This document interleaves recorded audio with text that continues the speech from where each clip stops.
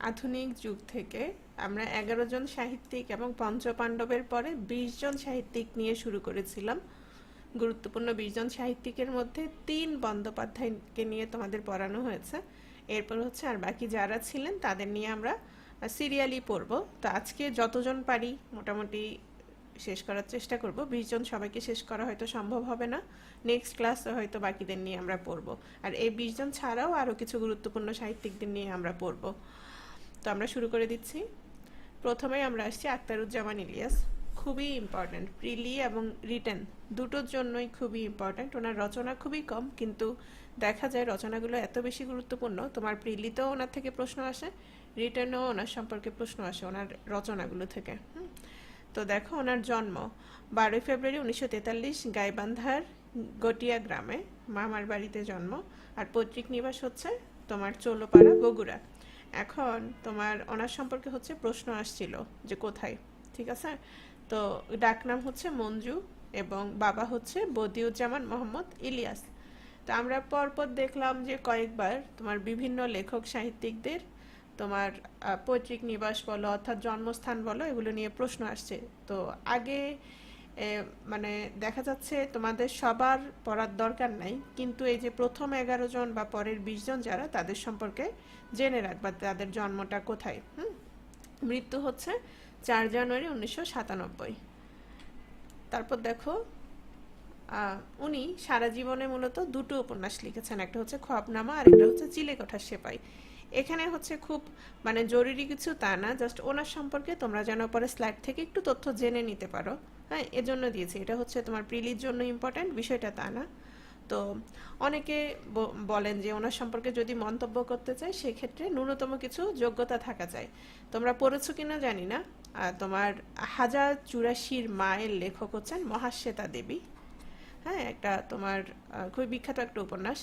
তো উনি আখতারুজ্জামান ইলিয়াস সম্পর্কে মন্তব্য করেছিলেন যে ইলিয়াসের পায়ের নখের তুল্য কিছু লিখতে পারলেও আমি ধন্য হতাম, অথচ উনি নিজেও কিন্তু একজন বিখ্যাত লেখক মহাশ্বেতা দেবী। তো এই লেখকের কাছে আমরা আরও অনেক কিছুই পেতাম, কারণ ওনার ক্যান্সার হয়েছিল, যার কারণে উনি খুব আমরা দেখেছি অল্প সময় মৃত্যুবরণ করেন। এজন্য আমরা অনেক অল্প কিছু রচনা আমরা পেয়েছি। হ্যাঁ, এবং অনেকে বলে থাকেন যে ওনাকে ভুল চিকিৎসা দেওয়া হয়েছিল। এটা আসলে আমরা আসলে সঠিকটা জানি না, এগুলো মোটামুটি সবার নামেই বের হয় যে ভুল চিকিৎসা দেওয়া হয় ডাক্তারদের সম্পর্কে। তো যাই হোক, তো এখানে একটা জিনিস দেখো, ওনার যে উপন্যাসগুলো, দুটো উপন্যাস, 5টা গল্পগ্রন্থ আর হচ্ছে একটা প্রবন্ধ সংকলন, এই রচনাগুলো প্রত্যেকটা সম্পর্কে তোমাদের জানতে হবে। এটা হচ্ছে কথা। আখতারুজ্জামান ইলিয়াসের যা যা আছে সবগুলো নিয়েই জানতে হবে। দুটো উপন্যাস কি কি, একটা হচ্ছে চিলেকোঠার সেপাই আর আরেকটা হচ্ছে খোয়াবনামা।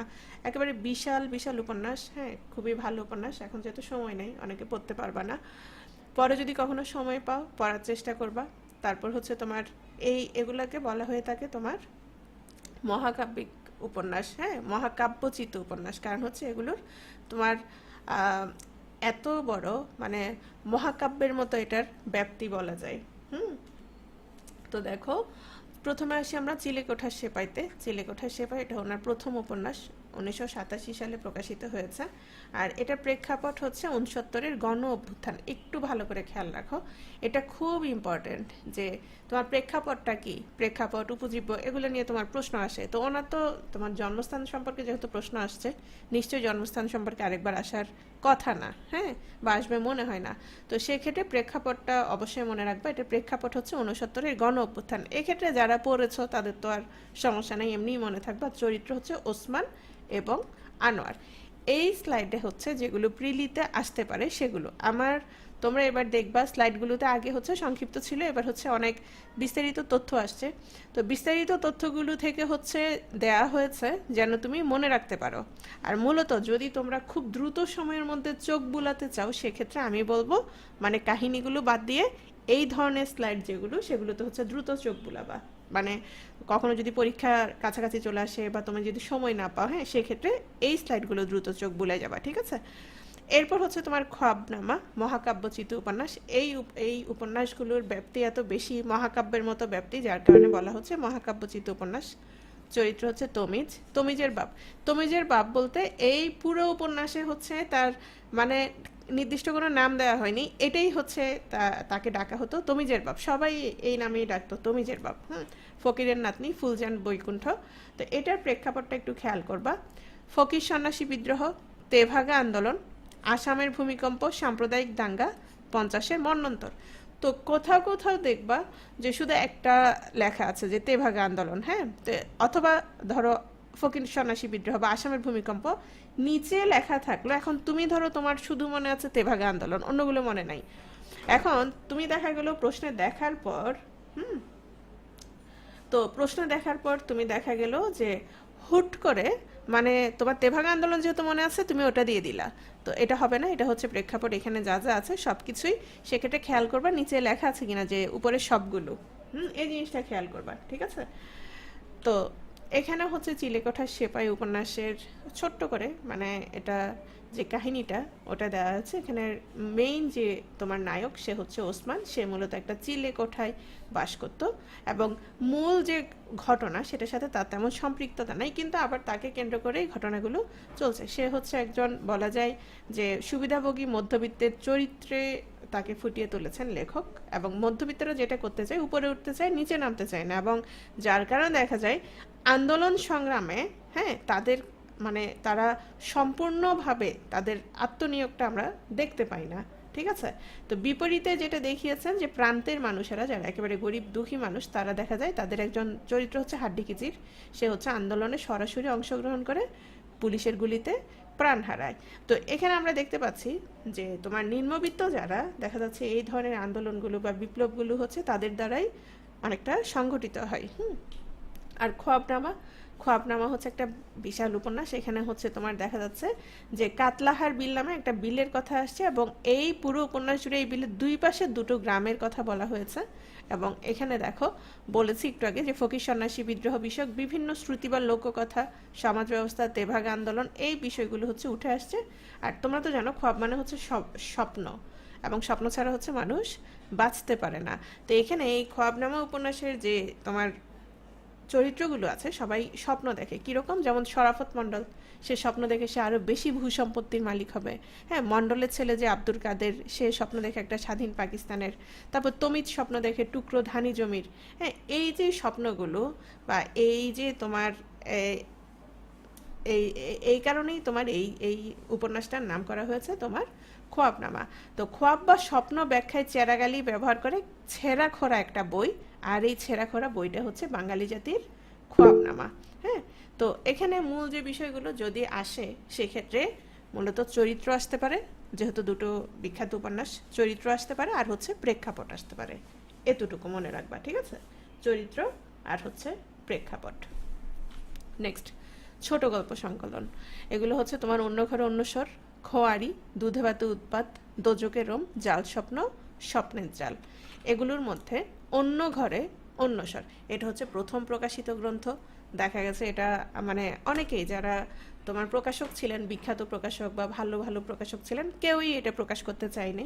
ফরহাদ নামের একজন এটা প্রকাশ করে, এবং প্রকাশ করার পর দেখা যায় তেমন মানে তেমন কেউ পড়ে নাই আসলে। তো দেখা গেছে কাউকে কাউকে গিফট করে দিয়েছে, এখনও যেটা হয়, আবার অনেকগুলো হয়তো খাটের নিচে পড়েছিল। কিন্তু এটা আসলে খুবই ভালো একটা গল্পগ্রন্থ। পরবর্তীতে দেখা গেছে এটা নিয়ে তোমার হাসান আজিজুল হক, তারপর অন্যান্যরা আরও অনেক বেশি মতামত দিয়েছেন যে হ্যাঁ ফরহাদ। তো এটা আসলে দরকার নাই, জাস্ট তোমাদেরকে বলছি। হ্যাঁ, এটা তেমন চলে নাই, বিষয়টা এটাই বুঝাতে চাইছি। জাস্ট এটা মনে রাখবা যে এটা হচ্ছে সর্বপ্রথম প্রকাশিত গ্রন্থ, এবং এটা হচ্ছে ছোট গল্পের সংকলন। টোটাল 6টা গল্প ছিল, এবং এটার রচনাকাল হচ্ছে 1965 থেকে 1975, এবং এই গল্প গ্রন্থে প্রথমবারের মতো পুরনো ঢাকার জনজীবন বিশেষত্ব পেয়েছে। এটা শুধু যে গল্পে তা না, আমরা ওনার উপন্যাসগুলোতেও দেখতে পাচ্ছি, ওনার রচনায় দেখতে পাচ্ছি যে পুরনো ঢাকার যে জনজীবন সেটা হচ্ছে ওনার রচনায় বারবার উঠে এসেছে। তো জাল স্বপ্ন, স্বপ্নের জাল, এই গল্পে হচ্ছে আমরা 3টা ক্রান্তিকালীন মুহূর্তের গন্ধ পাই। একটা হচ্ছে স্বাধীনতার আগের, আরেকটা হচ্ছে স্বাধীনতা মানে যখন যুদ্ধ চলে তখন, আচ্ছা, আর স্বাধীনতা যুদ্ধ যখন চলমান থাকে তখন, আর হচ্ছে পরবর্তী প্রেক্ষাপটের ছবিটা আমরা দেখতে পাই। এরপর হচ্ছে এখানে হচ্ছে এর আগে হচ্ছে ছোট গল্পের গ্রন্থগুলো, আর এখানে হচ্ছে ওনার ছোট গল্পগুলো। এগুলো খুব একটা বেশি দরকার, জাস্ট চোখ বুলাই রাখবা। তবে যেগুলো সম্পর্কে খুব ভালোভাবে জানবা বা নামগুলো অবশ্যই যেগুলো জানবা সেগুলো হচ্ছে এগুলো, কারণ এগুলো হচ্ছে তোমার মুক্তিযুদ্ধ ভিত্তিক গল্প। রেইনকোট, তারপর হচ্ছে মিলির হাতে স্টেন গান, তারপর হচ্ছে অপঘাত, জাল স্বপ্ন, স্বপ্নের জাল। মুক্তিযুদ্ধ, আমি আবারও বলছি, মুক্তিযুদ্ধ, ভাষা আন্দোলন, বঙ্গবন্ধু শেখ মুজিবুর রহমান, হ্যাঁ, এই বিষয়গুলো দেখলে সেই বিষয়গুলো খুব ভালো করে পড়বা। হ্যাঁ, বা কোনোটা রবীন্দ্রনাথের কথা আছে, এগুলো অবশ্যই ভালো করে পড়বা, কারণ রবীন্দ্রনাথের নিজের সম্পর্কে যেমন প্রশ্ন আসে, আবার ওনার সম্পর্কে কে কি বলেছেন, কে কি হয়েছিল, কি ঘটেছিল, এগুলো নিয়েও দেখা যায় একটা দুটো প্রশ্ন ইদানিং থাকে, আগে থাকতো না, ইদানিং থাকে। ইদানিং প্রশ্ন একটু কঠিন করে, ভালোই কঠিন করে, কারণ প্রথম কি ছিল, শেষ কি, এগুলো মোটামুটি সবার মুখস্থ, সবাই পারে। তবে এই না যে সেগুলো বাদ দিতে হবে, কারণ কমনগুলো তো তোমার পারতেই হবে, ঠিক আছে? তো এগুলো হচ্ছে তোমার বিখ্যাত গল্পগুলো। এছাড়াও এখানের কিছু চরিত্রগুলো দেখে নিতে পারো, তবে আমার মনে হয় না খুব একটা দরকার আছে। হ্যাঁ, এই গল্পগুলো চরিত্র বেশিরভাগ দেখা যায়, তোমার যদি চরিত্র আসে রবীন্দ্রনাথের উপন্যাস, গল্প থেকে চরিত্র আসতে পারে রবীন্দ্রনাথ, বা খুব বেশি গুরুত্বপূর্ণ হলে। আর না হলে এদের সম্পর্কে পরের 20 জন যাদের দিয়েছে এদের দেখা যাবে মানে উপন্যাস থেকে চরিত্রগুলো আসার সম্ভাবনা বেশি। প্রবন্ধ সংকলন, সংস্কৃতির ভাঙা সেতু, নামটা কিন্তু দেখলে বোঝা যায় যে সংস্কৃতির ভাঙা সেতু মানে এটাতে কি বোঝাতে চেয়েছেন। এখানে 22টা প্রবন্ধ আছে এবং এখানে বলা হচ্ছে যে সংস্কৃত সেতু যদি ভাঙা থাকে তাহলে ব্যক্তি, সমাজ বা রাষ্ট্র কোন পথে এগোবে তার কোনো মানে ঠিক থাকে না। তো এখানে বলছে যে লেখক খুব সহজ করে বাংলা সংস্কৃতিকে জানাতে এবং তার উল্টো পথে চললে, মানে সংস্কৃতির উল্টো পথে চললে তখন কি কি ঘটতে পারে সেটা নানান অসঙ্গতিকে তুলে ধরেছেন এই গ্রন্থে, সংস্কৃতির ভাঙা সেতু গ্রন্থে। চলে আসছি আলাউদ্দিন আলাজাদ। তাহলে আমরা এখানে যেটা দেখলাম, আখতারুজ্জামান ইলিয়াস সম্পর্কে ওনার দুটো উপন্যাস, চিলেকোঠার সেপাই আর হচ্ছে খ্বাবনামা, এগুলো প্রেক্ষাপট, চরিত্র, অবশ্যই প্রেক্ষাপট চরিত্র জানতে হবে। ওনার প্রবন্ধ গ্রন্থ, নামটা জানলে হবে, সংস্কৃতির ভাঙা সেতু। আর হচ্ছে ছোট গল্প গ্রন্থ, অন্য ঘরে অন্য স্বর, খোয়ারি, জাল স্বপ্ন, স্বপ্নের জাল, দুধে ভাতে উৎপাত, এগুলো জানতে হবে। আর যেই গল্পগুলো তোমার মুক্তিযুদ্ধ নিয়ে, হ্যাঁ, প্রেক্ষাপট মুক্তিযুদ্ধ, সেগুলো সম্পর্কে জানতে হবে, ঠিক আছে? এতটুকু মোটামুটি যথেষ্ট। এবং তিনি পুরন ঢাকার, আমরা দেখতে পাচ্ছি যে পুরন ঢাকার তোমার মানে চালচিত্র এবং ওনার এই পুরন ঢাকার যে জীবন, যে ক্ষয়িষ্ণু জীবন, সেই বিষয়গুলো বারবার ওনার রচনায় উঠে এসেছে, ঠিক আছে? এরপর আমরা চলে আসছি আলাউদ্দিন আলাজাদ। ডক্টর আলাউদ্দিন আলাজাদ জন্ম হচ্ছে 6 মে 1932 নরসিংদী জেলায় রায়পুরা থানার রামনগর গ্রামে। উনি চট্টগ্রাম ভার্সিটির টিচার ছিলেন। অবশ্য আমি পড়ার আগে সৃষ্টিশীল এবং সব্যসাচী লেখক আলাউদ্দিন আলাজাদ, সব্যসাচী লেখক আগেও বলেছি। তোমার কবিতা বলো, প্রবন্ধ বলো, কিংবা ধরো উপন্যাস বলো, হ্যাঁ, সব কিছুতে দেখা যায় ওনারা সব রচনা দেখা যায় ওনারা লিখেছেন, মানে সব কিছুতেই দেখা যায় ওনাদের তোমার গুরুত্বপূর্ণ ভূমিকা আছে এই ধরনের রচনা সবগুলোতেই। আর সব্যসাচী যদি অর্থ বলে সেক্ষেত্রে হচ্ছে দুই হাত একসাথে চলে। উনি হচ্ছেন 50-এর দশকের কবি, একই সাথে কথাশিল্পী, নাট্যকার, ঔপন্যাসিক, কবি, প্রাবন্ধিক হিসেবে তিনি পরিচিত। তো মুক্তিযুদ্ধের উপর ওনার লেখা হচ্ছে ফেরারি ডায়েরি, এটা হচ্ছে একটা প্রবন্ধ। আমরা যখন মুক্তিযুদ্ধ বিষয়ক গ্রন্থ প্রবন্ধগুলো আবার পড়ব তখন এখানে বারবার আসবে, তারপরও মনে রাখবা ফেরারি ডায়েরি এটা হচ্ছে তোমার ডক্টর আলাউদ্দিন আলাজাদের। আর তোমার নরকে লাল গোলাপ, এটা হচ্ছে 1972 সালে প্রকাশিত হয়েছে, মুক্তিযুদ্ধ ভিত্তিক নাটক, খুব দরকার। এখানে এই স্লাইডে যা যা আছে একদম খুব ভালো করে তোমার পড়ে রাখতে হবে, কারণ সবগুলোই হচ্ছে মুক্তিযুদ্ধ ভিত্তিক, ভাষা আন্দোলন ভিত্তিক, ঠিক আছে? তাহলে মুক্তিযুদ্ধ ভিত্তিক ওনার প্রবন্ধ হচ্ছে ফেরারি ডায়েরি, আর নাটক হচ্ছে নরকে লাল গোলাপ। আর প্রথম কাব্যগ্রন্থ মানচিত্র, ওনার প্রথম কাব্যগ্রন্থ হচ্ছে মানচিত্র। এটার একটা বিখ্যাত কবিতা হচ্ছে স্মৃতিস্তম্ভ, যেটা তোমার ভাষা আন্দোলনের প্রেক্ষাপটে লেখা হয়েছিল, এবং এটা লেখার কারণ হয়েছিল তোমার 26 ফেব্রুয়ারি 1952 সালে পাকিস্তানি পুলিশ তোমার প্রথম যে শহীদ মিনারটা সেটা ভেঙে ফেলে, এবং সেই ভেঙে ফেলার প্রতিবাদে তিনি এটা রচনা করেন, এবং এটা সম্পর্কে হচ্ছে তোমার প্রিলিতে আসছিল প্রশ্ন। তাহলে আমরা দেখতে পাচ্ছি স্মৃতিস্তম্ভ কবিতাটা হচ্ছে কার? আলাউদ্দিন আলাজাদের। কোন কাব্যগ্রন্থের অন্তর্গত? মানচিত্র কাব্যগ্রন্থের অন্তর্গত। তাহলে আমরা ওনার কাব্যগ্রন্থগুলো দেখি। মানচিত্র, ভোরের নদীর মোহনায় জাগরণ, এগুলোর আসলে তেমন কোনো দরকার নাই, চোখ বুলাই রাখতে পারো যদি আসে, হ্যাঁ, এটা মনে রাখবা। আর ওনার উপন্যাসগুলো সম্পর্কে তোমার তথ্যগুলো ভালো করে জানতে হবে। আর এছাড়া কিছু কবিতা যেমন স্মৃতিস্তম্ভ, হার, কৃষকের গান, এপিটাফ, অনুষ্ঠান, স্বাধীনতা, এটা তো জানোই, এটা হচ্ছে কমন যেহেতু এটা সম্পর্কে প্রশ্ন আসছে। আর গল্প গ্রন্থ জেগে আছি, ধানকন্যা, মৃগনাভি, উজান তরঙ্গে। অনার্সে আমাদের হচ্ছে ওনার তোমার ছোট গল্প পাঠ্য ছিল। তো বিখ্যাত কিছু ছোট গল্প, উল্লেখযোগ্য কিছু ছোট গল্প, এগুলো দেখে রাখবা। এগুলো হচ্ছে বৃষ্টি, সমতল, কবি, মৃগনাভি, পরী, জমা খরচ, তারপর হচ্ছে বাঘিনী।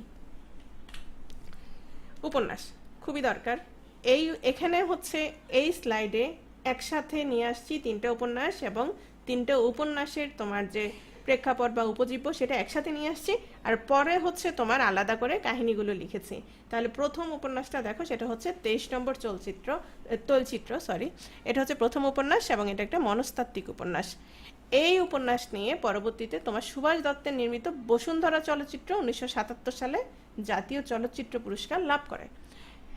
চলচ্চিত্র সম্পর্কে যদি প্রশ্ন আসে, তো সেটা হচ্ছে আমার মানে যতটুকু ধারণা বা যতটুকু দেখছি সেটা হচ্ছে রিসেন্ট কোনো তোমার উপন্যাস নিয়ে, তোমার রিসেন্টলি যখন তুমি পরীক্ষা দিবা তখন যদি কোনো তোমার চলচ্চিত্র নির্মিত হয়, দেখা যায় সেটা নিয়ে তোমার বেশি আসতে পারে, মানে সেটা নিয়ে আসতে পারে। কিন্তু আগে কোনগুলো হয়ে গেছে, যেমন 23 নম্বর চলচ্চিত্র বলো, তারপর ধরো তোমার বিভূতির বিভিন্ন উপন্যাস নিয়ে চলচ্চিত্র বলো, হ্যাঁ, এগুলো সম্পর্কে দেখা যায় কম আসে। যেমন তোমার একটা প্রশ্ন ছিল এর আগের বার রেহেনা মারিয়াম নূর নিয়ে, তাই না? তো দেখো, চরিত্র হচ্ছে জাহেদ, ছবি, জামিল। আচ্ছা, এই চরিত্রগুলো তোমার মনে থাকবে না এভাবে পড়লে। এই চরিত্রগুলো যখন তুমি উপন্যাসের কাহিনী পড়বা তখন মনে থাকবে। কর্ণফুলী, এটা তার শ্রেষ্ঠ উপন্যাস, এবং উপজাতীয়দের জীবন কাহিনী অবলম্বনে এই উপন্যাসটা রচিত হয়েছে। এবং এই প্রশ্নটা তোমার বিসিএস এ আসছে যে উপজাতীয়দের জীবন কাহিনী অবলম্বনে কোন উপন্যাসটা রচিত হয়েছে। তারপর দেখো, চরিত্র হচ্ছে আদিবাসী রাঙালিমা, প্রেমিক দেওয়ান পুত্র, তারপর হচ্ছে তোমার জলি, রমজান, ইসমাইল। ক্ষুধা ও আশা, যুদ্ধ ও দুর্ভিক্ষ প্রপীড়িত সামাজিক অবস্থায় সংগ্রামী মানুষের চিত্র এই উপন্যাসে তোমার উঠে এসেছে। তো আমরা এখানে দেখতে পাচ্ছি 23 নম্বর চলচ্চিত্র। এখানে কেন মনস্তাত্ত্বিক উপন্যাস বলা হয়েছে, এখানে একটা জিনিস খেয়াল করো, এই উপন্যাসের প্রধান যে চরিত্র সে হচ্ছে তোমার জাহেদ। তো সে একজন চিত্রশিল্পী। তো সে চিত্রশিল্পী দেখা গেছে তোমার যার সাথে বিয়ে হয়, মানে এই উপন্যাসের যে নায়িকা সে হচ্ছে তোমার ছবি, জাহেদের সাথে ছবির বিয়ে হয়।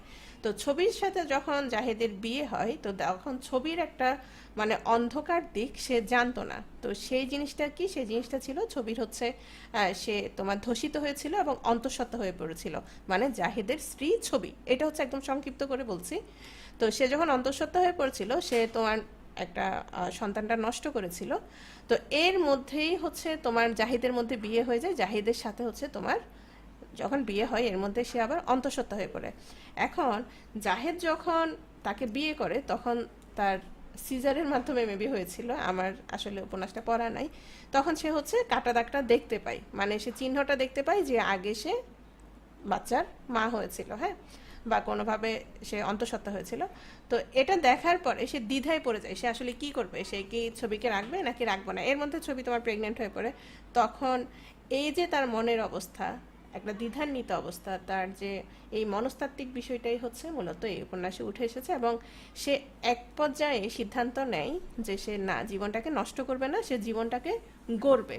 সে যে ভ্রূণ সেটা নষ্ট করবে না, জীবনটাকে গড়বে। তাহলে ভাঙা নয়, গড়ার মধ্যেই প্রকৃত সুখ এবং জীবন সত্তার মূল আনন্দ নিহিত। এবং জাহেদ ছবিও তার সন্তানকে গ্রহণ করে সংসার ধর্ম শুরু করে। এই জিনিসটা হচ্ছে মূলত তোমার এই উপন্যাসের মূল কথা। কর্ণফুলী দেখো, এটা হচ্ছে পাহাড় সমুদ্র গেরা উপজাতিদের জীবনচিত্র নিয়ে রচিত। তোমার আদিবাসী তরুণী রাঙা মিলার তোমার প্রণয়ে আকৃষ্ট হয়ে চোরাকারবারি উচ্চাভিলাষী বাঙালি ইসমাইল, মানে ইসমাইলের সাথে তোমার রাঙা মিলার প্রণয়। তো এখানে দেখা যাচ্ছে তোমার এই উপজাতিদের জীবনচিত্র নিয়ে মূলত এটা রচিত। এই আসলে যদি আসে, সর্বোচ্চ এটা আসতে পারে এবং এটা অলরেডি চলে আসছে। এখন যেটা আসতে পারে বা থাকতে পারে সেটা হচ্ছে ধরো নিচের কোনটি উপন্যাস বা নিচের কোন উপন্যাসটির লেখক আলাউদ্দিন আল আজাদ, হ্যাঁ, বা অন্য কারো সম্পর্কে থাকতে পারে, তখন সেখানে হয়তো নামটা থাকতে পারে। এটাই। চলে আসছি জহির রায়হান। তাহলে আমরা দেখতে পাচ্ছি আলাউদ্দিন আল আজাদ সম্পর্কে আমরা কি কি দেখলাম? উপন্যাসগুলো দেখলাম, 23 নম্বর তৈলচিত্র, তারপর হচ্ছে কর্ণফুলী। এই দুটো উপন্যাস সম্পর্কে জেনে রাখবা, উপন্যাসগুলোর চরিত্র সম্পর্কে জানবা, আর হচ্ছে কিছু তোমার গল্পের নাম দিয়েছিলাম, যেমন বৃষ্টি, সমতল, কবি, তারপর হচ্ছে পরী, বাঘিনী, এগুলোর নাম জানবা, ঠিক আছে? আর স্মৃতিস্তম্ভ সম্পর্কে বলেছি, এটা অলরেডি চলে আসছে। জহির রায়হান প্রকৃত নাম হচ্ছে মোহাম্মদ জহিরুল্লাহ, আর ডাকনাম হচ্ছে, আর জহির রায়হান নাম দেন হচ্ছেন কমরেড মনি সিং। 1951 থেকে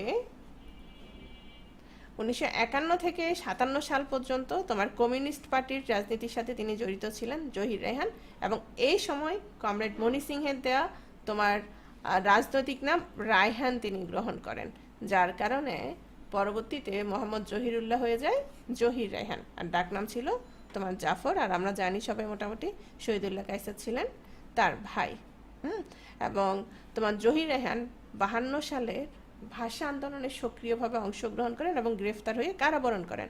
আমার কেন জানি মনে হয় সামনে তোমার জহির রায়হান নিয়ে প্রশ্ন থাকতে পারে, কারণ গত 2-1 বার জহির রায়হান নিয়ে প্রশ্ন দেখা যায়নি, আসেনি। একটু ভালো করে পড়বা। জহির রায়হানের তোমার উপন্যাসগুলো নিয়ে পড়তে হবে, ছোট গল্প আছে, ছোট গল্প নিয়ে পড়তে হবে। তারপর হচ্ছে ওনার যে সিনেমাগুলো নিয়ে, চলচ্চিত্রগুলো নিয়ে ওনার পড়তে হবে। এই 3টা বিষয়, গল্প, উপন্যাস আর হচ্ছে চলচ্চিত্র, ঠিক আছে? বিসিএস এর প্রশ্ন কিছু কিছু রিপিট হয়, খুব কম। যেমন ধরো অ্যাটেস্টেড শব্দটা, হ্যাঁ, 2বার আসছে। এরকম আরও কিছু প্রশ্ন আছে তোমার 2বার আসছে, যেমন চর্যাপদ থেকে কিছু প্রশ্ন তোমরা নিজেরাই দেখছো 2বার আসছে। তারপরে শব্দের অনেক প্রশ্ন, হ্যাঁ, 2বার আসছে। এটা হচ্ছে বাংলার ক্ষেত্রে আমি বলি। তারপর অন্যান্য সাবজেক্ট থেকেও কিন্তু খুব কম, তবে প্যারালাল প্রশ্ন থাকে। উপন্যাসগুলো দেখো, শেষ বিকেলের মেয়ে, এটা ওনার প্রথম প্রকাশিত উপন্যাস। 1000 বছর ধরে একদম সবাই পড়েছ, সবাই মোটামুটি পড়া, যেহেতু পাঠ্য ছিল। এটা ওনার শ্রেষ্ঠ উপন্যাস এবং এই উপন্যাসের জন্য তিনি আদমজী পুরস্কার পান। তারপর হচ্ছে তোমার আরেক ফাল্গুন, ভাষা আন্দোলনের উপর রচিত প্রথম উপন্যাস। এটা অনেক সময় আসে, কারণ তোমরা দেখছো ভাষা আন্দোলন বা মুক্তিযুদ্ধ থেকে একটা প্রশ্ন থাকে, একটা বা দুটো প্রশ্ন থাকে। তো সেক্ষেত্রে আমরা এখন যাদের নিয়ে পড়ছি তাদের যে রচনাগুলো ভাষা আন্দোলন বা মুক্তিযুদ্ধ ভিত্তিক, সেগুলো একদম মানে কিছু যদি নাও দেখো, সেগুলো অবশ্যই দেখতে হবে। তো চরিত্রগুলো আমরা পরে পড়বো, এখন পড়বো না। বরফগোলা নদী, কয়েকটি মৃত্যু, 21শে ফেব্রুয়ারি। প্রত্যেকটা নাম ইম্পর্ট্যান্ট, প্রত্যেকটা নাম সম্পর্কে পড়তে হবে, প্রত্যেকটা নাম ইম্পর্ট্যান্ট। আরেক ফাল্গুন দেখো, আরেক ফাল্গুন হচ্ছে, এটা হচ্ছে তোমার ভাষা আন্দোলনের উপর রচিত প্রথম উপন্যাস। এটা চরিত্র হচ্ছে মুনিম, রসুল, সালমা, আসাদ, রাহাত, রেনু, নীলা। তো এই মুনিম, রসুল, সালমা, এদের নামগুলো অবশ্যই জানতে হবে। এটা মূলত হচ্ছে তোমার 1955 সালে, মানে ভাষা আন্দোলনের আরও পরে, 3 বছর পরে, 21শে ফেব্রুয়ারির একটা অনুষ্ঠান পালনকে কেন্দ্র করে হচ্ছে এটার কাহিনীর সূত্রপাত। এবং এই উপন্যাসের কাহিনী হচ্ছে মাত্র 3 দিন 2 রাতের। তো এখানে যে জিনিসটা খেয়াল করো, যেটা মনে রাখবা, যেহেতু এখন উক্তি থেকে পংক্তি থেকেও তোমার প্রশ্ন আসে, তো এখানে একটা জিনিস খেয়াল করো। তো তারা যখন তোমার মিছিল করছিল, স্লোগান করছিল, তখন তাদেরকে হচ্ছে পুলিশে ধরে নিয়ে যায়, পাকিস্তানি তোমার বাহিনীরা ধরে নেওয়ার পরে তাদেরকে যখন জেলে ঢুকাচ্ছিল নাম ধরে ধরে, তাদের সংখ্যা হচ্ছে অনেক বেশি ছিল। তো একটা সময় ডেপুটি জেলার যে, সে হচ্ছে তাদের নামগুলো ডাকতে ডাকতে হাঁপিয়ে উঠেছিল, এবং একটা সময় সে বিরক্তির সঙ্গে বলে, উফ, এত ছেলেকে কোথায় জায়গা দেব? তখন রসুল যে চরিত্র, সে চিৎকার করে বলে, জেলখানা আরও বাড়ান সাহেব, এত ছোট জেলখানাই হবে না। তখন আরেকজন বলে যে, এতেই ঘাবড়ে গেলেন নাকি, আসছে ফাল্গুনে আমরা দ্বিগুণ হব। এটা একটু মনে রাখবা। আসছে ফাল্গুনে কেন বলা হচ্ছে, কারণ তোমার আরেক ফাল্গুন কেন বলো তো? 21শে ফেব্রুয়ারি বাংলা কত তারিখ ছিল? 21শে ফেব্রুয়ারি বাংলা 8 ফাল্গুন, পহেলা ফাল্গুন না, 8 ফাল্গুন, ভেরি গুড। হ্যাঁ, সেজন্যই বলা হচ্ছে আরেক ফাল্গুন। এবং এই চরিত্র তোমার কি বলছে যে, আসছে ফাল্গুনে আমরা দ্বিগুণ হব, মানে সামনে আমাদেরকে, তোমরা যদি তোমার আমাদের যে অধিকার, হ্যাঁ, সেটা যদি তোমার আদায় করতে না দাও, আমরা আমাদের যদি মিছিল করতে না দাও বা স্লোগান দিতে না দাও, তাহলে আমরা সামনে কি করব, আরো বেশি জড়ো হবো, আর আসছে ফাল্গুনে আমরা দ্বিগুণ হব।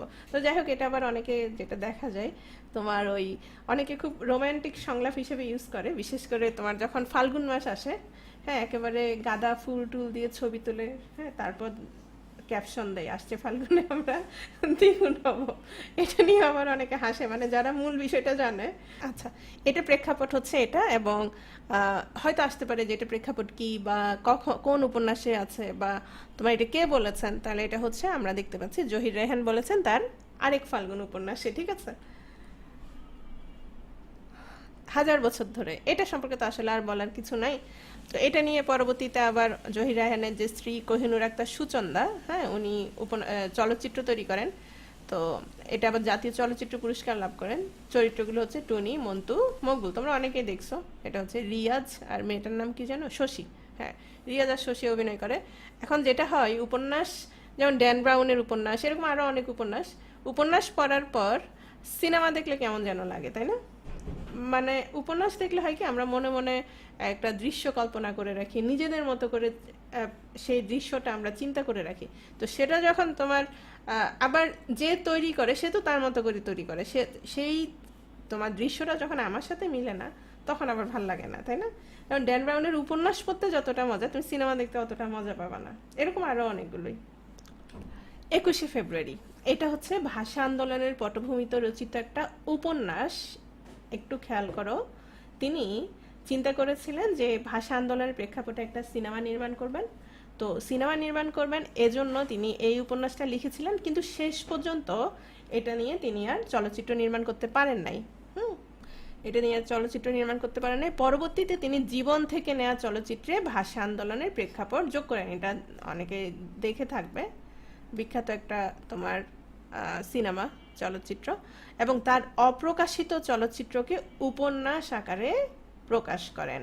তার মানে আমরা দেখতে পাচ্ছি 21শে ফেব্রুয়ারি যেটা, এটা মূলত হচ্ছে একটা উপন্যাস, ঠিক আছে, এটা মনে রেখো। এবং এটা হচ্ছে তিনি এটা ভাষা আন্দোলনের পটভূমিতে লিখেছিলেন সিনেমা নির্মাণের উদ্দেশ্যে, কিন্তু শেষ পর্যন্ত তিনি সিনেমাটা আর নির্মাণ করতে পারেন নাই, ঠিক আছে।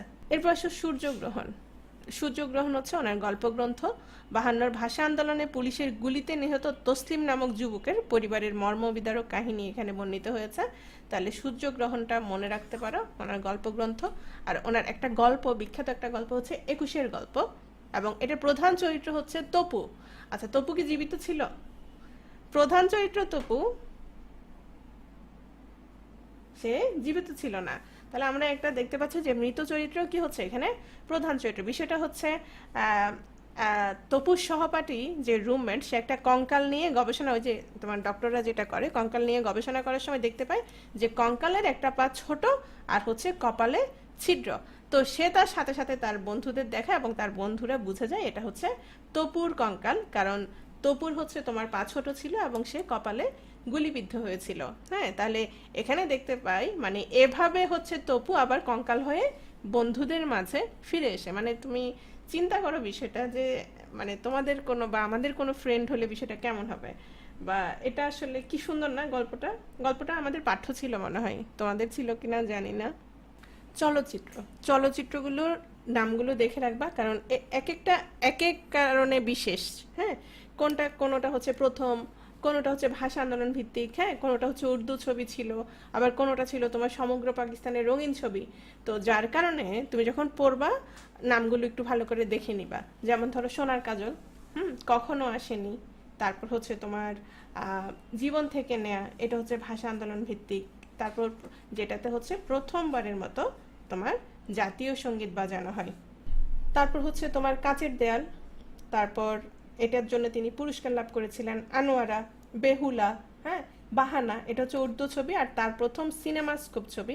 সিনেমাস্কোপ বলতে এগুলো হচ্ছে তোমার সিনেমাস্কোপ আসলে এই যে ভিডিও করে, এটার কোন একটা প্রকারভেদ হবে মেবি, কারণ হচ্ছে তোমার এটাতে মেবি তোমার 2.5 গুণ বড় করে দেখানো যেত। হুম, মানে স্ক্রিনে যখন পর্দাটা ফেলা হতো তখন 2.5 গুণ বড় করে দেখানো যেত। আর সঙ্গম হচ্ছে সমগ্র পাকিস্তানের প্রথম রঙিন ছবি। তাহলে আমরা এখানে যে কারণে নামগুলো জানবো, যদি এইভাবে আসে নিচের কোনটি তোমার জহির রায়হানের চলচ্চিত্র নয়, তখন দেখা যাবে এখানে 3টার সাথে বাকি একটা দিয়ে দিতে পারে, যার কারণে একটু তোমরা ভালো করে দেখবা, ঠিক আছে? লেট দেয়ার বি লাইট, এটা হচ্ছে একটা অসমাপ্ত চলচ্চিত্র এবং এটা সমাপ্ত হওয়ার আগেই হচ্ছে বাংলাদেশের স্বাধীনতা যুদ্ধ শুরু হয়ে যায় এবং এটা তিনি শেষ করতে পারেন না। লেট দেয়ার বি লাইট এটা হচ্ছে তোমার চলচ্চিত্র, অসমাপ্ত চলচ্চিত্র, এটা শেষ করতে পারেন না এবং এখন পর্যন্ত এটা তোমার আর মানে প্রচারিত হয়নি বা পারে নাই। এটা হচ্ছে একটা অসমাপ্ত চলচ্চিত্র। আর মুক্তিযুদ্ধের প্রামাণ্য চিত্র বা তথ্যচিত্র যেটাই বলো, সেটা হচ্ছে stop genocide, as it is born, এগুলো নিয়ে আসে। আবার অনেক সময় এভাবেও আসে, নিচের কোনটি প্রামাণ্য চিত্র, এখন দেখা গেল তোমার প্রামাণ্য চিত্র একটা দিছে, বাকিগুলো হচ্ছে চলচ্চিত্র দিয়ে দিছে, ঠিক আছে? তাহলে তুমি মানে খেয়াল রাখতে হবে, যেমন অনেক সময় আসে যে নিচের কোনটি মানিক বন্দ্যোপাধ্যায়ের তোমার উপন্যাস, দেখা গেল প্রথমটাই হচ্ছে ওনার বিখ্যাত একটা গল্পের নাম দিয়ে দিল, অনেকে হয়তো খেয়াল করে না, বা নিচের কোনটি গল্পগ্রন্থ নয়, এভাবেও আসতে পারে, যার কারণে নামগুলো হচ্ছে খেয়াল করতে হবে যে উপন্যাস দিয়েছে না গল্প দিয়েছে বা কি জানতে চেয়েছে। এটা নিয়ে তোমরা আবার অনেক সময় ভুল করো এবং অনেক সময় স্ক্রিনশট দেখা যায়, মানে তোমরা মানে খুব মানে এক্সাইটেড থাকা মনে হয়। যাই হোক, অনেকে আবার এটা তোমার ইয়াতে দাও, টেলিগ্রামেও দাও, তাই না? তাহলে আমরা কি কি পড়লাম দেখো তো। জহির রায়হান সম্পর্কে ওনার ডাক নাম পড়েছি, ওনার ডাক নাম জাফর, প্রকৃত নাম হচ্ছে জহিরুল্লাহ, আর হচ্ছে তোমার কমরেড মনি সিং, হ্যাঁ, রায়হান নামটি দিয়েছিলেন, যার কারণে পরবর্তীতে নাম হয় জহির রায়হান, এবং তিনি ছিলেন শহীদুল্লাহ কায়সারের ছোট ভাই। আর গল্পগ্রন্থ একটাই পড়েছি, সেটা ছিল সূর্যগ্রহণ, একটাই গল্প পড়েছি, সেটা ছিল 21-এর গল্প। আর উপন্যাস অনেকগুলো পড়েছি, শেষ বিকেলের মেয়ে, এটা হচ্ছে প্রথম প্রকাশিত, 1000 বছর ধরে, তারপর হচ্ছে আরেক ফাল্গুন, বরফকলা নদী, এগুলো। আর চলচ্চিত্র বেশ কয়েকটা চলচ্চিত্র পড়েছি, যেমন কখনো আসেনি, এটা প্রথম জীবন থেকে নেওয়া, খুবই ইম্পর্ট্যান্ট, হ্যাঁ। এটা হচ্ছে তোমার ভাষা আন্দোলন ভিত্তিক প্রথম চলচ্চিত্র এবং প্রথম জাতীয় সঙ্গীত বাজানো হয়। তাহলে আমরা এখানে একটা জিনিস খেয়াল করো, ভাষা আন্দোলন ভিত্তিক প্রথম দুটো জিনিস পেয়েছি, কি কি বলো তো?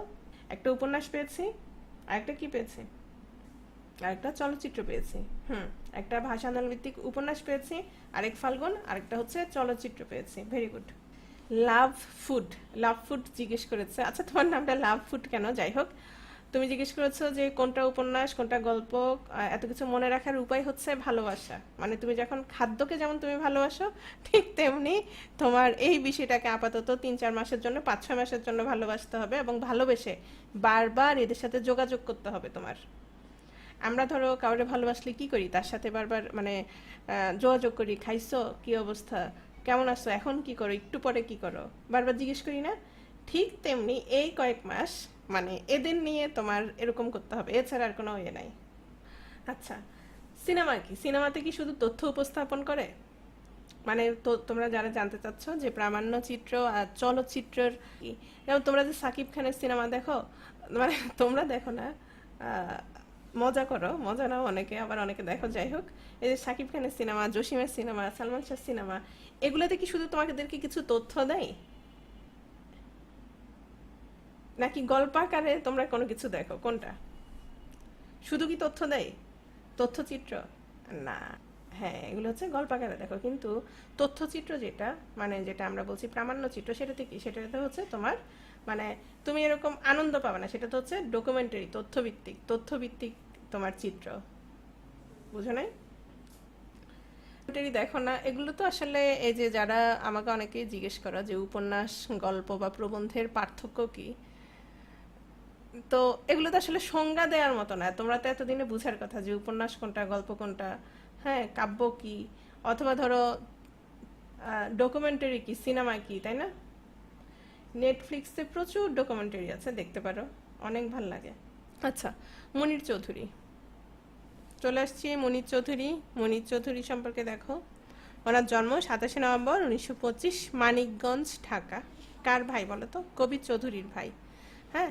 আর ওনার সম্পূর্ণ নাম হচ্ছে আবু নাইম মোহাম্মদ মুনির চৌধুরী, আর পৈতৃক নিবাস হচ্ছে নোয়াখালী, মনে রাখবা। একটা কাজ করবা, কাদের কাদের নোয়াখালী একসাথে মনে রাখবা, আর আমার কেন জানি মনে হয় যাদের বাড়ি নোয়াখালী সেগুলো অন্তত ভুলবো না। তিনি ছিলেন একজন বাঙালি শিক্ষাবিদ, নাট্যকার, সাহিত্য সমালোচক, ভাষাবিজ্ঞানী, এবং বুদ্ধিজীবী। মুনির অপটিমা, তিনি হচ্ছেন এটা কি দেখো, এটা হচ্ছে 1965 সালে তিনি বাংলা টাইপরাইটার নির্মাণ করেন যেটা মুনির অপটিমা নামে পরিচিত, এবং ভাষা আন্দোলনে অংশগ্রহণের জন্য তিনি 1952 থেকে 1953 কারাভোগ করেন। এটা তোমরা জানার কথা। এবং কারাভোগ করার কারণেই তিনি সেখানে একটা কি লিখেছিলেন, নাটক লিখেছিলেন। কি নাম সেই নাটকটার? কবর। ওনার বিখ্যাত নাটক হচ্ছে কবর। তো আরো বিখ্যাত নাটক রক্তাক্ত প্রান্তর, এটা আমাদের পাঠ্য ছিল। এটার তোমার উপজীব্য হচ্ছে পানিপথের তৃতীয় যুদ্ধ, এবং মহাশ্মশান কাব্য থেকে, কায়কোবাদের মহাশ্মশান মহাকাব্য থেকে তিনি এটার উপাদান সংগ্রহ করেন। আর কবর এটার পটভূমি ছিল ভাষা আন্দোলন। এছাড়া পলাশী ব্যারাক ও অন্যান্য মানুষ, এটার প্রেক্ষাপট হচ্ছে 1946-এর সাম্প্রদায়িক দাঙ্গা। তারপর হচ্ছে চিঠি আর দণ্ড কারণ্য, এটাতে 3টা নাটক ছিল। এই 3টা নাটক হচ্ছে দণ্ড, তারপর হচ্ছে এটা দণ্ডধর, আর হচ্ছে দণ্ড কারণ্য। রক্তাক্ত প্রান্তর, এটার কাহিনী তোমরা সবাই জানো, আমি আর না বলি। তবে এটার একটা বিখ্যাত একটা উক্তি, সেটাও জানো সবাই, মানুষ মরে গেলে পচে যায়, বেঁচে থাকলে বদলায়, কারণে আকারে বদলায়। এগুলো অবশ্যই মনে রাখতে হবে, ঠিক আছে?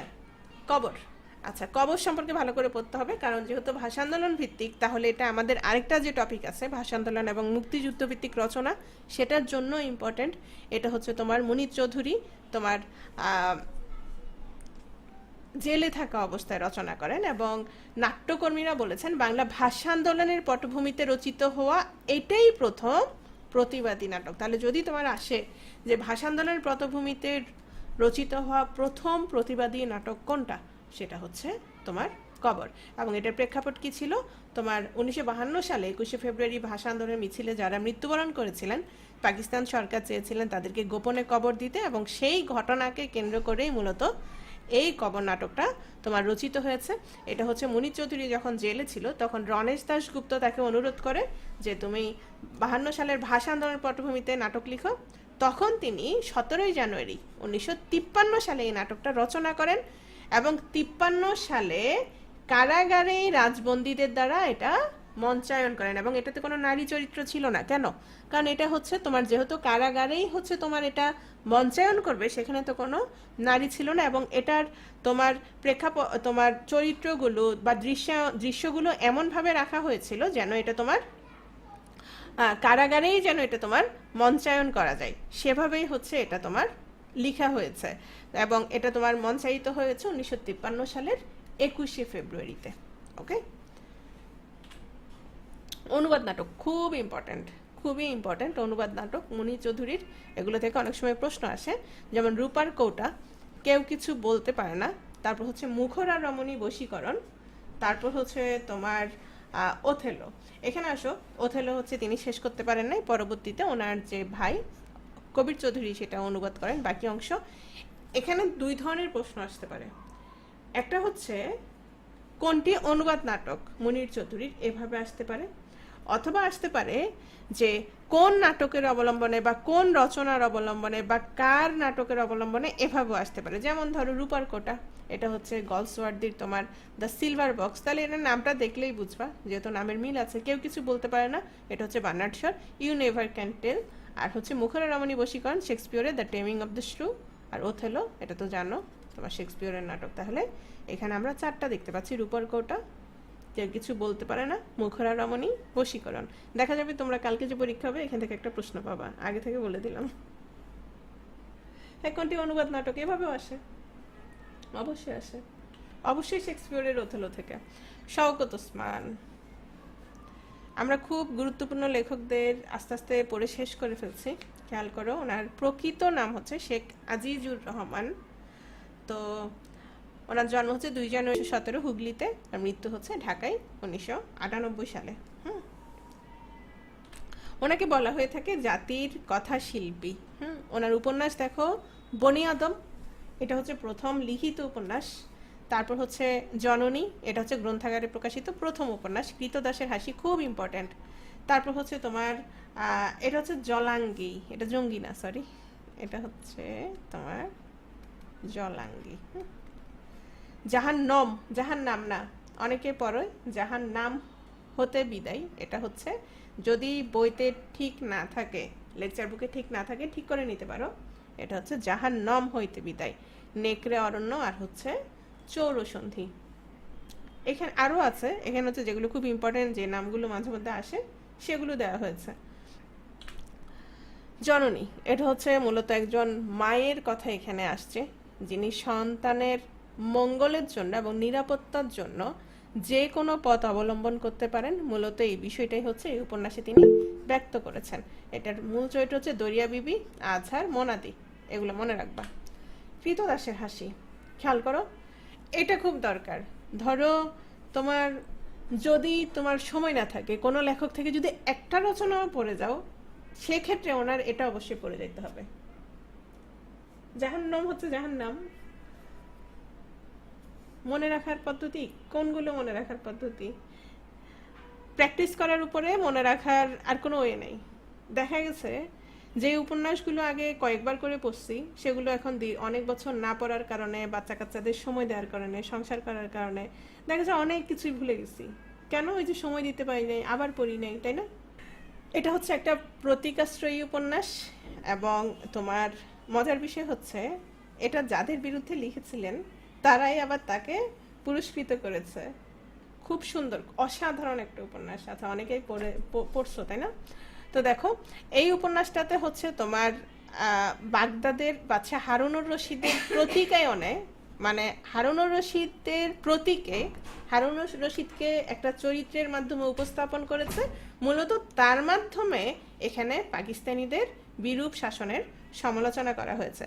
তো একটা জিনিস খেয়াল করো, এটার কাহিনীটা কি ছিল? বাগদাদের যে বাদশা, সে হারুনুর রশিদ, সে ছিল খুবই অত্যাচার। তো তার কৃতদাস তাতারি এবং বাদী মেহেরজানের প্রণয়ে বাধা সৃষ্টি করে। তাদেরকে দেখে যে তাতারি এবং মেহেরজান দুজন একসাথে সময় কাটাচ্ছে, হাসি ঠাট্টা করছে, এবং সে এটা দেখে এত হিংসাত্মক আচরণ করে। সে কি করে? তাতারিকে ধরে নিয়ে আসে, তাতারিকে বেঁধে রাখে, এবং হচ্ছে মেহেরজানকে সে নিজে বিয়ে করে ফেলে। এখন আসো, তাতারিকে তখন সে হাসতে বলে যে তুমি হাসো, তখন তুমি হাসতে পারছো, এখন কেন তুমি হাসতে পারবে না? তখন সে তো কোনোভাবেই হাসে না। তখন একটা বিখ্যাত একটা উক্তি আছে, সেটা হচ্ছে দিরহাম দৌলত দিয়ে কৃতদাস গোলাম কেনা চলে, কিন্তু বান্দি কেনা সম্ভব, কিন্তু কৃতদাসের হাসি না। তুমি টাকা দিয়ে কৃতদাস কিনতে পারবা, কিন্তু টাকা দিয়ে কি কিনতে পারবা না? কৃতদাসের হাসি কিনতে পারবা না। আচ্ছা, তো এখানে দেখো, এখানে মূলত যেটা, তাতারি যেমন স্বাধীন হয়েও খলিফার স্বৈর শাসনের বাহিরে যেতে পারেননি, ঠিক তেমনি পূর্ব পাকিস্তানও কি ছিল, তোমার নামমাত্র স্বাধীনতা পেয়েছিল, এবং তাতারির হাসি ছিল এখানে বাংলাদেশের প্রতীক। ঠিক আছে, এরপর আসছে মুক্তিযুদ্ধ ভিত্তিক উপন্যাস। তাহলে আমরা এখানে, আচ্ছা, এখানে আমরা তাহলে কি পেলাম? আমরা এখানে চরিত্র পেয়েছি। তোমার যদি বলা হয় যে কৃতদাসের হাসি উপন্যাসের চরিত্র, দুটো চরিত্র অবশ্যই মনে রাখবা। বাদশা হারুনুর রশিদের কথা এখানে আছে, আর হচ্ছে তাতারি মেহেরজান। মুক্তিযুদ্ধ ভিত্তিক উপন্যাস জাহান, আচ্ছা এটা জাহান নাম না, এটা হবে জাহান নম হইতে বিদায়। তারপর হচ্ছে দুই সৈনিক, নেকড়ে অরণ্য, আর হচ্ছে জলাঙ্গি। একদম মুখস্থ করে রাখতে হবে, এগুলো আসে। আর ভাষা আন্দোলনের ভিত্তিক উপন্যাস হচ্ছে তোমার আর্তনাদ। তো জাহান্নাম হইতে বিদায় একটু খেয়াল করো, এটা হচ্ছে শওকত ওসমানের মুক্তিযুদ্ধ ভিত্তিক প্রথম উপন্যাস, যেটা হচ্ছে তোমার ইন্ডিয়াতে থাকা অবস্থায় লিখেছিলেন, 1971 সালে লেখা, এবং সে সময় দেশ পত্রিকা শারদীয় সংখ্যায় প্রকাশের জন্য সম্পাদক শ্রী সাগরময় ঘোষের অনুরোধে তিনি এই উপন্যাসটা লেখেন। আর জাহান্নাম হইতে বিদায় হচ্ছে তোমার ওই পত্রিকাতেই প্রথম প্রকাশিত হয়, এবং উপন্যাসটির পটভূমি হচ্ছে 1971 সালের মুক্তিযুদ্ধ। তাহলে যদি আসে যে মুক্তিযুদ্ধ ভিত্তিক প্রথম উপন্যাস কার, শওকত ওসমানের, সেটা হচ্ছে জাহান্নাম হইতে বিদায়, 1971 সালে লিখে, এবং এটার পটভূমি কি ছিল? মুক্তিযুদ্ধ ছিল। উপন্যাসের প্রধান চরিত্র ছিল প্রবীণ শিক্ষক গাজী রহমান। এখানে হচ্ছে তোমার কাহিনীটা দেওয়া আছে, ঠিক আছে?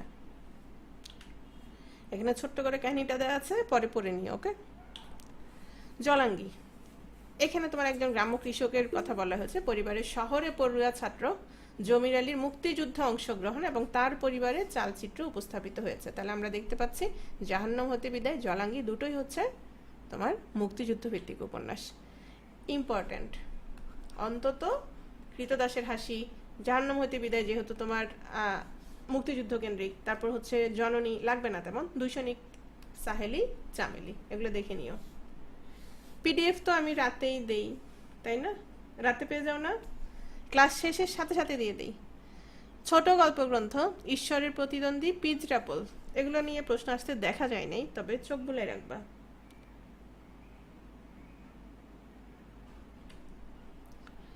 প্রবন্ধ গ্রন্থ সংস্কৃতির চড়াই উতরাই। তাহলে একটু আগে আমরা আখতারুজ্জামান ইলিয়াসের একটা প্রবন্ধ পড়েছিলাম, কি নাম বলো তো? অনেকটা কাছাকাছি, পরীক্ষা যেন কোনোভাবে ভুল না হয়। সংস্কৃতির ভাঙা সেতু, ভেরি গুড। আর ওনারটা হচ্ছে সংস্কৃতির চড়াই উতরাই, শরৎচন্দ্র চট্টোপাধ্যায়। বলা হয়ে থাকে যদি কারো উপন্যাস সবচেয়ে বেশি পঠিত হয় সেটা হচ্ছে শরৎচন্দ্র চট্টোপাধ্যায়। কিন্তু ইদানিং দেখা যায় ওনার মানে ওনার সম্পর্কে প্রশ্ন একটু কম আসতে দেখা যায়। কেউ কিছুর নাম জানুক বা না জানুক, ওনার একটা উপন্যাসের কথা ছেলেরা বিশেষ করে অবশ্যই জানে, সেটা হচ্ছে দেবদাস, না? শরৎচন্দ্র আসার সাথে সাথে অনেকে দেবদাসের কথা লেখা শুরু করছে। ওনার হচ্ছে আমি সবগুলা পড়ছি, সব রচনা অনার্সে থাকতে। তো এর মধ্যে সবচেয়ে বেশি যেটা পড়ছি সেটা হচ্ছে বড় দিদি, অসংখ্যবার পড়ছি, খুব ভালো লাগতো। এখন তার পড়া হয় না। দেখো, শরৎচন্দ্র চট্টোপাধ্যায়কে বলা হয় অপরাজেয় কথাশিল্পী। উনি জন্মগ্রহণ করেছেন 1876 সালে, আর মৃত্যু হচ্ছে 1938 সালে। হুগলিতে জন্মগ্রহণ করেছেন, ভারতে। আর ওনার ছদ্মনাম, তখন যে কারণে ছদ্মনামগুলো ব্যবহার করা হতো, কারণ হচ্ছে তোমার প্রথম কারণ ছিল তোমার এই যে মতামত প্রকাশ করবে সেটার জন্য রাজনৈতিক এবং রাষ্ট্রীয় রোষ থেকে যেন আত্মরক্ষা করে। হ্যাঁ, আত্মরক্ষার বিষয়টা মূলত প্রধান ছিল। আর শরৎচন্দ্র চট্টোপাধ্যায় বাংলা সাহিত্যে অপরাজেয় কথাশিল্পী হিসেবে পরিচিত, আমরা জানি। তো তিনি তার বিভিন্ন লেখায় 7টা ছদ্মনাম ব্যবহার করেছেন। কয়টা? 7টা ছদ্মনাম ব্যবহার করেছেন। কি কি? অনিলা দেবী, অপরাজিতা দেবী, শ্রী চট্টোপাধ্যায়, অনুরূপা দেবী, পরশুরাম। পরশুরাম কিন্তু আবার রাজশেখর বসুর ছদ্মনামও আছে। তারপর হচ্ছে শ্রীকান্ত শর্মা, সুরেন্দ্রনাথ গঙ্গোপাধ্যায়। একটা প্রশ্ন আসছিল, সেটা হচ্ছে অনিলা দেবী নামে, যে অনিলা দেবী মানে কোন লেখকের ছদ্মনাম, এরকম। তাহলে এখানে আমরা দেখতে পাচ্ছি আমরা তাকে চিনি হচ্ছে অপরাজেয় কথাশিল্পী হিসেবে, আর এখানে আমরা 7টা ছদ্মনাম পেয়েছি। ছদ্মনামগুলো দেখে নিবা। একটা মনে রাখবা শুধু, সেটা হচ্ছে পরশুরাম, কারণ এই পরশুরাম আবার রাজশেখর বসুরও ছদ্মনাম। যদি প্রশ্ন কঠিন করে আসবে, না হলে এগুলো তেমন আসবে না। শরৎচন্দ্র চট্টোপাধ্যায় হচ্ছে সবচেয়ে জনপ্রিয় ঔপন্যাসিক। আর বর্তমানে যদি জনপ্রিয় বলতে চাও, তিনি হচ্ছেন তোমার কে? হুমায়ুন আহমেদ। আর কালজয়ী উপন্যাসিক বলা হয় হচ্ছে তোমার মানিক বন্দ্যোপাধ্যায়কে। ওনার উপন্যাস বড় দিদি, এটা হচ্ছে তোমার প্রথম উপন্যাস, ভারতী পত্রিকায় প্রথম প্রকাশিত হয়। আর এই উপন্যাসের পূর্ব নাম ছিল হচ্ছে শিশু। শ্রীকান্ত, শ্রীকান্ত হচ্ছে ওনার শ্রেষ্ঠ উপন্যাস, এবং এটা হচ্ছে তোমার আত্মজৈবনিক উপন্যাস, নট আত্মজীবনী। আগেও বলেছি আত্মজীবনী আর উপন্যাস এক জিনিস না। আত্মজীবনী হচ্ছে এই যে তোমরা বললা তথ্যচিত্র, হ্যাঁ, প্রামাণ্য চিত্র, অনেকটা এরকম, মানে নিজের জীবনের তথ্যগুলো সেখানে সে তুলে ধরবে। আর এটা হচ্ছে তোমার উপন্যাস। শ্রেষ্ঠ কিশোর চরিত্র, হ্যাঁ, বাংলা সাহিত্যের শ্রেষ্ঠ কিশোর চরিত্র হচ্ছে তোমার ইন্দ্রনাথ, এবং এই চরিত্রটা আমরা কোথায় পাচ্ছি? শ্রীকান্তে। পথের দাবি, এটা হচ্ছে ওনার বাজেয়াপ্ত উপন্যাস। এই উপন্যাসটা তোমার বঙ্গবাণী পত্রিকায় প্রকাশিত হয়েছিল। কি কারণে বাজেয়াপ্ত বলছি, বিরাজবো। তারপর হচ্ছে দেনা পাওনা। দেনা পাওনা আবার কি আছে বলো তো? আমরা আরেকটা কি পেয়েছি রবীন্দ্রনাথে? কালজয়ী, বুঝো না? কালকে জয় করছে, ছোট গল্প, ভেরি গুড।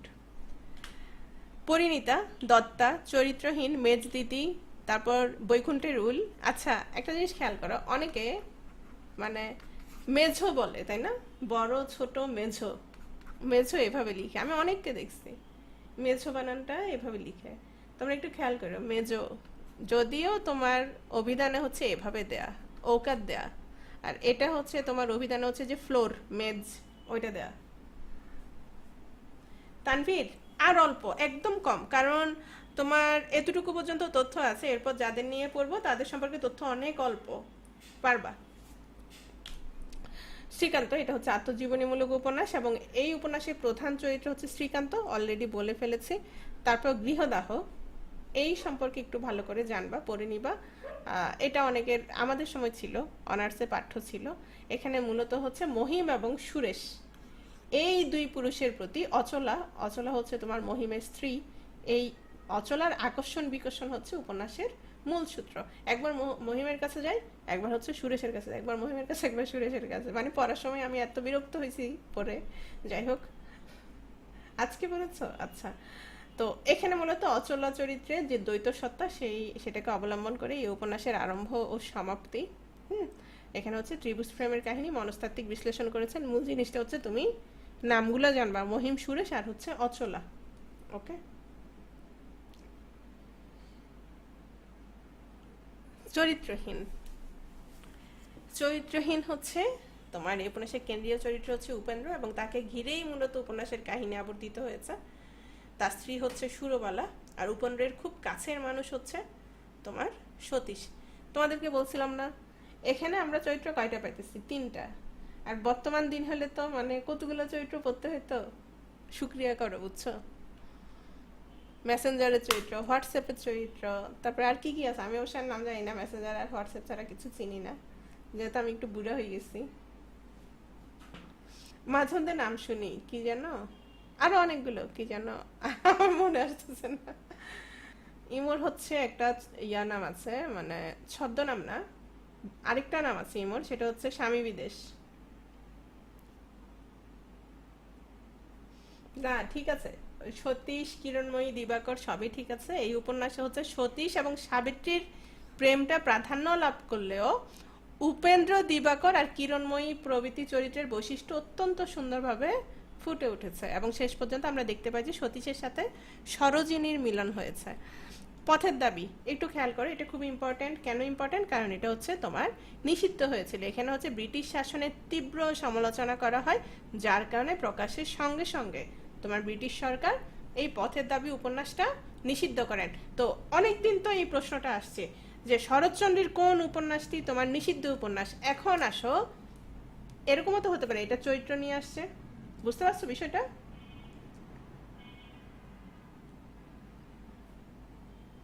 আচ্ছা, আমেনা আক্তার বলতেছে যে আমি মনের দিক থেকে এখনো 16তে আটকাইছি। আমি মনের দিক থেকে 16তে আটকাইছি, কিন্তু তোমাদের স্যার হচ্ছে মনের দিক আর শরীরের দিক দুটোতেই 16তে আটকাই আছে, তাই না? প্রিলির রেজাল্ট 1 মাসের ভেতরে দেয়।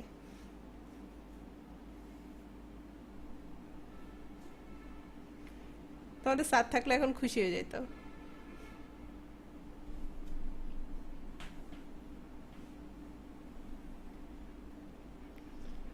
তো দেখো, আচ্ছা শেষ। তোমরা একজন একটা কাজ করতে পারো, সেটা হচ্ছে আমাদের দুজনকে নিয়ে একটা উপন্যাস লিখতে পারো, পরবর্তীতে যেন বিসিএস এ সেটাতে পড়ায়, আমাদের চরিত্রগুলো নিয়ে কেউ পড়ায়। আচ্ছা শেষ। শোনো, পথের দাবি উপন্যাস আমরা বলছিলাম যে এটা হচ্ছে তোমার ব্রিটিশ সরকার কর্তৃক নিষিদ্ধ হয়েছিল। তো এটার চরিত্রগুলোর নামগুলো জানো? এটার নায়িকা হচ্ছে ভারতী, আর নায়ক হচ্ছে সব্যসাচী। এই দুটো নাম জানবা, সব্যসাচী এবং ভারতী চরিত্র। হ্যাঁ, এখানে সবগুলো চরিত্র একসাথে আছে। তো এখান থেকে দেখো, সব দরকার নাই। তোমার শ্রীকান্ত, দেবদাস, শ্রীকান্ত তো জানো, দেবদাসও তোমরা জানো, গৃহদাহটা দেখে রাখবা, ওই দুটো তো এমনিতেই জানো। তারপর দেনা পাওনা, পথের দাবি, এখানে যেগুলো আছে খুব কম। এত এত রচনা, এতগুলো ছোট গল্প, এতগুলো উপন্যাস, এখানে অল্প কয়েকটা দিয়েছি, দেখে নিও। আর বিখ্যাত ছোট গল্প ও চরিত্র দরকার নাই তেমন। মন্দির, মন্দির হচ্ছে ওনার প্রথম গল্প। আর বিলাসী, বিলাসী চরিত্র সবাই জানো, বিলাসী চরিত্র হচ্ছে ন্যাড়া, বিলাসী আর হচ্ছে মৃত্যুঞ্জয়, তাই না? মহেশ, মহেশও ছোটবেলায় পড়ে আসছো সবাই। গফুর, আমেনা আর হচ্ছে তর্করত্ন। এখানে মহেশ কে বলো তো? মহেশ কি ছেলে না মেয়ে? মহেশ হচ্ছে একটা গরু। তারপর হচ্ছে অভাগ্যের স্বর্গ, এটা হচ্ছে ইন্টারে পাঠ্য আছে, ভালো করে পড়বা, ইন্টারে যেহেতু পাঠ্য আছে। আচ্ছা, আমি যে ইন্টারের বই থেকে প্রশ্নগুলো দিচ্ছি, এগুলো কি তোমরা পারতেছো বলো তো?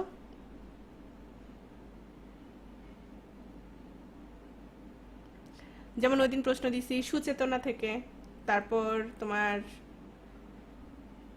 কেউ পারো কেউ পারো না, তার মানে যারা পারো না তারা নিশ্চয়ই পড়ো নাই।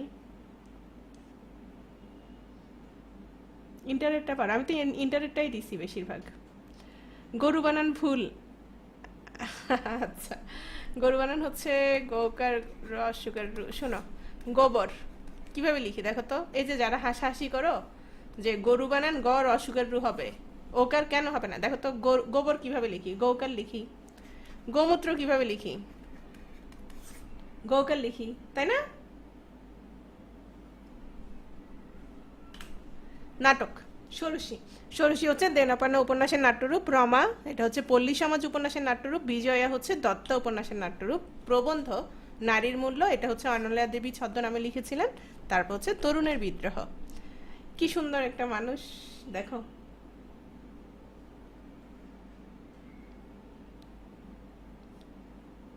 কে উনি? সৈয়দ ওয়ালিউল্লাহ। কিছু মানুষ আছে না যুগের থেকেও এগিয়ে থাকে, আমার ওনাকে সেরকম মানুষই মনে হয়। ওনার জন্ম হচ্ছে চট্টগ্রামের ১৬ শহর। ১৯৬৭ সাল থেকে ৭১ সাল পর্যন্ত তিনি ইউনেস্কোর প্রোগ্রাম স্পেশালিস্ট ছিলেন এবং প্যারিসে মুক্তিযুদ্ধের পক্ষে প্রচারণা চালান। এবং মৃত্যু হচ্ছে ১০ অক্টোবর প্যারিসে, ১০ অক্টোবর ১৯৭১।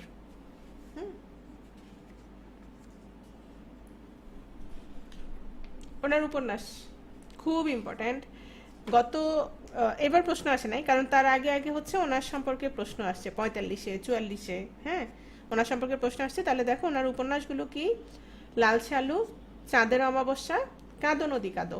এর মধ্যে লাল শালুর কোনো একটা অংশ মেবি ইন্টারে পাঠ্য আছে, তারপর বহিপির পাঠ্য আছে। হ্যাঁ, লাল শালু এটা হচ্ছে ১৯৪৮ সালে প্রকাশিত হয়েছে, ওনার প্রথম উপন্যাস। এবং উপজীব্য মাজার কেন্দ্রিক ব্যবসা, কুসংস্কার, ধর্মীয় ভণ্ডামি। আমি কাহিনীটা পরে অল্প করে দিয়েছি, চরিত্র এটা পড়া থাকা উচিত, আমি মনে করি পড়া থাকা উচিত। মজিদ, জমিলা, রহিমা, খালেক ব্যাপারী, আক্কাস। আর এটার ইংরেজি অনুবাদ হচ্ছে ট্রি উইদাউট রুটস। হ্যাঁ, আবার এটার ফরাসি অনুবাদও আছে, যেটা ওনার স্ত্রী ম্যারি, তোমার অ্যান ম্যারি অনুবাদ করেছিলেন। ইন্টারে যে প্রশ্ন, ইন্টারে তো পুরোটা ছিল না, পুরো উপন্যাস আছে। ও, তাহলে এখন আছে না, আমাদের সময় ছিল না। দেখো, লাল শালু আমাদের ছিল পদ্মা নদীর মাঝি। ইংরেজি অনুবাদ কে করে একটু দেখে নিতে হবে, একটু সার্চ দিও অনলাইনে, ইয়াতে, গুগলে। তো দেখো, সৈয়দ ওয়ালিউল্লাহর উপন্যাসের কেন্দ্রীয় চরিত্র হচ্ছে মজিদ। সে মূলত হচ্ছে একজন ভণ্ড পীর এবং তাকে তোমার কেন্দ্র করেই হচ্ছে উপন্যাসটা আবর্তিত হয়েছে। ওনার স্ত্রী, দ্বিতীয় স্ত্রী হচ্ছে তোমার জমিলা। তো সে কিন্তু খুব চালাক, মানে বুদ্ধিমতী ছিল। সে কিন্তু প্রথম থেকেই বুঝে গিয়েছিল তার স্বামী একজন ভণ্ড। হ্যাঁ, তো এই মূলত তোমার এই ভণ্ড পীরকে কেন্দ্র করেই হচ্ছে তোমার এই উপন্যাসটা রচিত হয়েছে। আর চাঁদের অমাবস্যা এটা হচ্ছে একটা মনস্তাত্ত্বিক অস্তিত্ববাদী উপন্যাস। আচ্ছা, তোমরা অনেকেই চিন্তা করো যে মনস্তাত্ত্বিক কি বা চেতনা প্রবাহ রীতির উপন্যাস কি। আচ্ছা, এই বিষয়গুলো দেখো, যখন দেখা যায় কাহিনীর চাইতে, মানে এখানে ধরো যে ঘটনাগুলো ঘটে গেল উপন্যাসে, সেই ঘটনাগুলোর চাইতে দেখা যাচ্ছে যে বর্ণনাকারী, উপন্যাসের যে চরিত্র বা যে বর্ণনাকারী, তার মনের মধ্যে যে চিন্তা ভাবনা, হ্যাঁ, যে অনুভূতিগুলো বারবার চলতে থাকে এবং সেগুলো যখন তোমার উপন্যাসে চিত্রিত করবার চেষ্টা করা হয়, সেটাই হচ্ছে তোমার চেতনা রীতি। সেটাতে বলা হচ্ছে চেতনা প্রবাহ রীতি। বুঝতে পেরেছো বিষয়গুলো?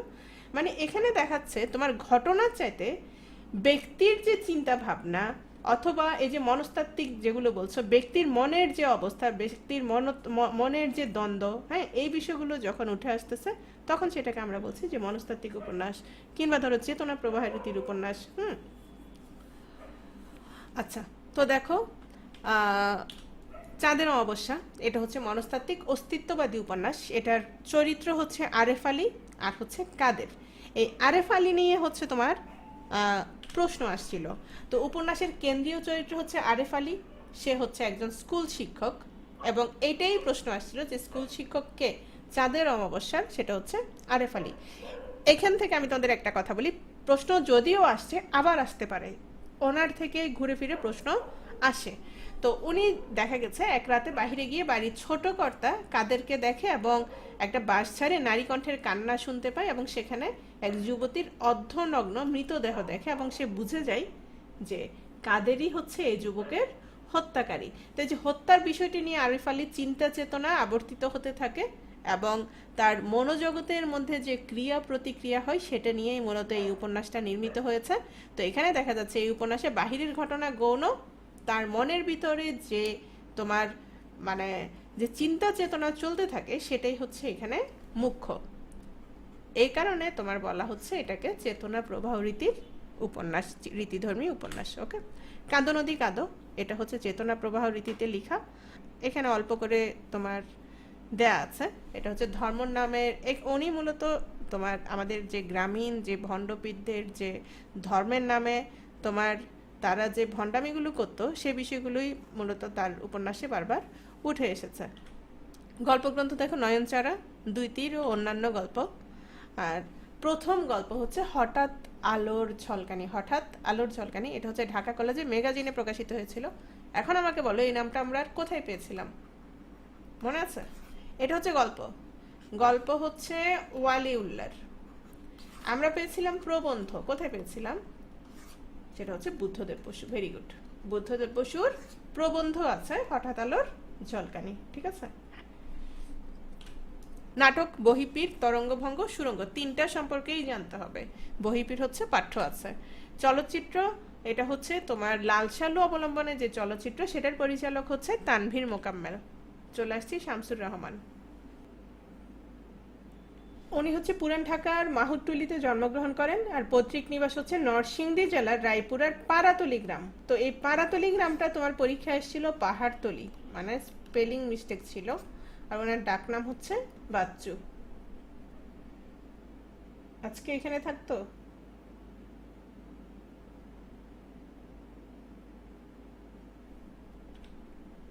লাল সালু পর্যন্ত থাকবে আজকে। আচ্ছা ঠিক আছে, এতটুকুই তাহলে ভালো করে পড়ো। তাহলে আমরা একটু খেয়াল করি তো, যাদের নিয়ে পড়েছি প্রত্যেকেই গুরুত্বপূর্ণ।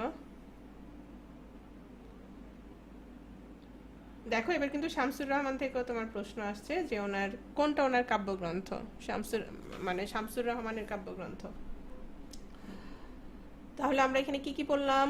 একদম প্রথমেই পড়েছি আখতারুজ্জামান ইলিয়াস, তারপর পড়লাম হচ্ছে আলাউদ্দিন আল আজাদ, তারপর পড়লাম হচ্ছে জহির রেহান পড়েছি, তাই না? মুনির চৌধুরী পড়েছি, তারপর শরৎচন্দ্র, তারপর আর কে কে বলো, কয়জন বললাম? 1 2 3 4 5, বাদ গেল কে? শওকত ওসমান। Very good, Shawkat Osman. আর কে বাদ গেছে? ওয়ালিউল্লাহ। ওকে, তাহলে আমরা 7 জন পড়েছি। এই 7 জন থেকে প্রশ্ন থাকবে। হ্যাঁ, আর আরেকটা কথা বলে দিই, এই 7 জন নিয়ে তোমার আলাদা গুগল ফর্ম থাকবে, এছাড়াও কম্বাইন্ড গুগল ফর্ম থাকবে অন্যান্য লেখকদের নিয়ে, যাদের সম্পর্কে দেখা গেছে একটা বা দুটো তথ্য জানা দরকার। তো তাদের সম্পর্কে তো আমরা আর পড়বো না বা ক্লাস নিব না। যেমন ধরো কোনো একজন লেখকের শুধু একটা রচনা গুরুত্বপূর্ণ, তো এরকম অনেকগুলো প্রশ্ন থাকবে তোমার গুগল ফর্মে, সেগুলো আলাদা করে দেওয়া নাই, সেই প্রশ্নগুলো সহ থাকবে। তো আলাদাগুলো সলভ করবা, আবার যেগুলো একসাথে সেগুলো তোমাদের সলভ করতে হবে। ওকে, আল্লাহ হাফেজ।